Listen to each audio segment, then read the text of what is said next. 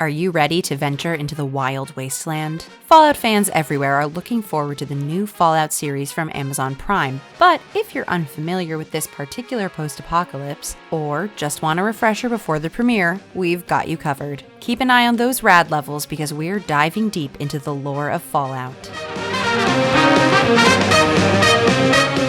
For those completely new to Bethesda's Fallout games, here's a quick rundown to get you up to speed before we start getting into the nitty-gritty of it all. Fallout is an RPG series that takes place in a retro-futuristic post-apocalypse following a massive, devastating nuclear war known as the Great War. Your character must struggle to survive in the wasteland, fighting off enemies both human and monstrous. Each of the games puts their own flair on the narrative, but suffice to say if you really love multiplayer, Fallout 76 may be your bag.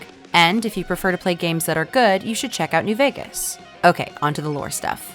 The Fallout series takes place in an alternate history with several key divergence points centering around the 20th century. This is important to note if you're, hypothetically, writing a video about the lore of the Fallout universe and find yourself spending a ton of time on the Fallout wiki just learning about, what year they signed the Magna Carta. For the record, it was 1215, just like it was in our non-video game world. Shout out King John. The first concrete point of divergence from our reality occurs in 1961 when Captain Carl Bell aboard the Defiant 7 vessel became the first human in space, and, subsequently, the first human to die in space, RIP. In real life, yeah, the Soviets were the winners of the space race, but in Fallout, it was USA all the way, baby. 8 years later, in 1969, the United States reorganized itself into 13 commonwealths, adopting a 13-star flag to match. Though there are fan-theorized in-universe explanations for why this may have occurred, the only confirmed reason we have is that, according to Tim Kaine, the original creator of the Fallout series, lead artist Leonard Boyarsky thought the 13-star flag design looked really cool. When the commonwealths weren't squabbling amongst each other, they had their eyes on their biggest international foe, China. Yeah, in the Fallout universe, the Cold War didn't even come close to happening because America was too busy trying not to explode a totally different world superpower. China, focused on the threat of war, which, as we all know, never changes, wound up not becoming Maoist in 1978. Similarly, in 1991, the USSR did not become Russia. At this point, history progresses the way it usually does. Exciting new inventions like Wonder Glue and the Mr. Handy robots hit the scene, Nuka-Cola squares off against Sunset Sarsaparilla in the beverage market, and time chugs along, just like upstanding American citizens chug soda pop. In 2031, Vault-Tec is founded and wins federal government contracts to construct a series of bunkers, known as vaults, purportedly to protect American citizens in the event of nuclear war.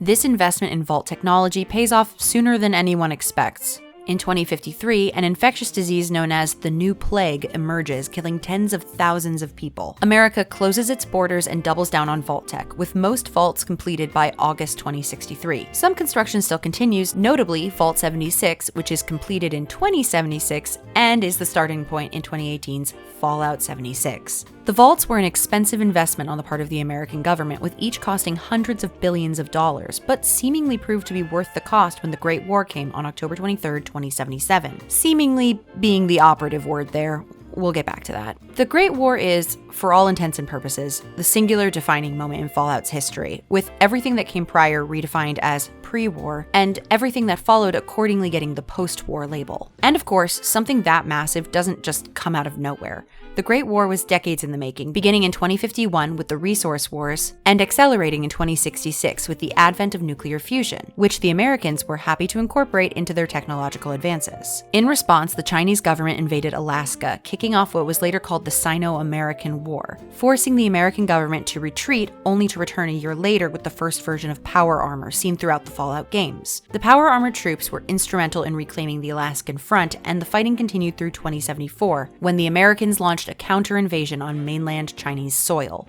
Though the fighting lasted for nearly a decade, at this point it was clear both superpowers had arrived at a stalemate, with no end to the fighting in sight. Billions of dollars had been spent, thousands of lives had been lost. Ultimately, the two countries reached a point of mutually assured destruction, and then the first bombs fell on Philadelphia and New York City. The Great War began and ended in a single day.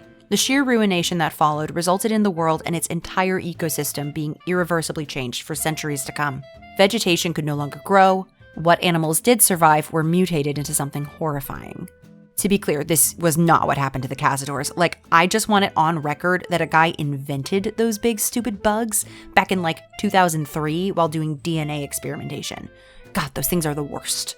Now, if you'll recall from just a couple minutes ago, the stated goal of the Vault-Tec vaults was to save humanity. After all, should America be destroyed by nuclear war, someone's gonna have to repopulate the wasteland. However, this ambition turned out to be a lie. Vault-Tec had secretly been taken over by the Enclave, a paramilitary group more interested in human experimentation than the survival of our species. Of the 122 publicly known vaults, just 17 were designed to work as promised. These were the control vaults. The rest were subjected to a series of tests that ranged from irritating to lethal, with inhabitants enduring insufficient food synthesizers, single-gender populations, or vaults that just straight up opened before it was actually safe to go outside. Fortunately, the control vaults, like Vault 76, operated as intended. Otherwise, well, we wouldn't really have anything to talk about here, would we? For more information about the world of Fallout, check out our video on Fallout's creepiest vaults, dropping on GameSpot later this week. The surviving members of the human race scattered across the country, splitting into a variety of factions ranging from pretty reasonable to, the Legion. The factions in play vary depending on where you are in the timeline, and since the new show will be taking place 219 years after the Great War, it's hard to guess who we can expect to encounter when we meet the newest wanderers of the wasteland. However, Aaron Moten will be playing a member of the post-war paramilitary group, the Brotherhood of Steel, so we can safely assume we're going to be seeing some of that sweet, sweet power armor. The show will also feature Ella Purnell as a vault dweller, finally stepping outside for the first time, and Walton Goggins as a ghoul, the catch-all term for humans and animals mutated by prolonged radiation exposure. Will we see any fan-favorite characters like Fisto, or maybe even Fisto? Please assume the position. Tough to say. I just know that the second I spot a Cazador, I'm going into VATS. Fallout premieres April 11th on Prime Video. Be sure to check out our review of the show only on GameSpot. And go replay New Vegas. It still rocks.